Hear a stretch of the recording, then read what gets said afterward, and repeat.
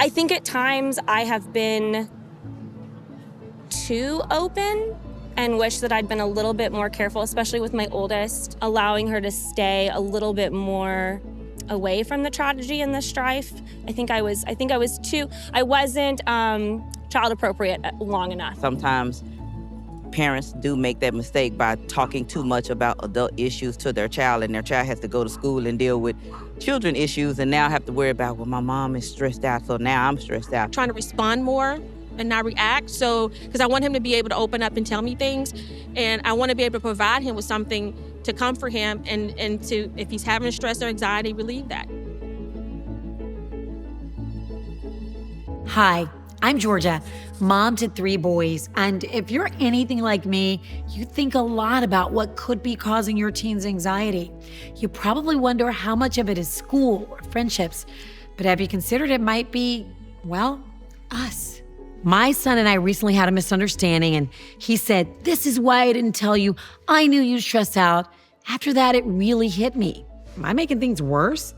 Turns out there are common things we parents do with the best intentions that can actually contribute to anxiety and even anxiety disorders in teens. But there are small, important changes we can make that have a big impact. Let's talk about 5 ways you might unintentionally elevate your teen's anxiety and how to turn things around. We love our kids, so it's natural to ask about their day, their friends, their classes.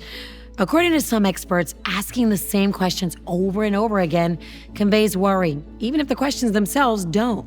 You may think you're simply making small talk about algebra, but asking about it every day sends a signal that we're worried, even if we're just being curious. What to do instead? Check in weekly. Set up 1 day a week to check in, like Wednesday evenings after dinner. On other days, hold off on the questions unless they bring something up. This gives them space while showing you're still there when they need you. It feels loving to step in and make life easier, like talking to your teen's teacher for them. But as one expert explains, our days of kissing it and making it better are behind us. Our job right now is helping our teens to figure it out while they're still in our presence and our home. When we solve all their problems, they don't build the confidence to handle hard things, which can cause their anxiety to grow. Now, what to do instead? Foster independence. Give them opportunities to tackle challenges on their own. If they're struggling, stay calm, convey trust in their abilities, and let them know you believe they can handle it. Do your best sounds like encouragement, but for some teens, it can feel like pressure. Middle and high school are increasingly competitive, and sometimes their best doesn't lead to a win. What's worse is sometimes we parents say do your best when the only thing we want to accept is an A. So your teen who tries their hardest and gets a C is left feeling like a failure. What to do instead? Listen more, advise less. If they say, "I'm worried about my test," try mirroring their feelings back by saying something like, "So the test has you worried." It shows you're there for them without adding pressure. I've been the mom who volunteers for everything, carpooling, chaperoning, hosting sleepovers, but too much involvement can signal to your teen that you don't trust them to navigate the world on their own. If your over-involvement stems from wanting to keep your child safe, your child doesn't get the opportunities to face challenges on their own. Without that experience, anxiety in adolescence can increase. What can you do instead?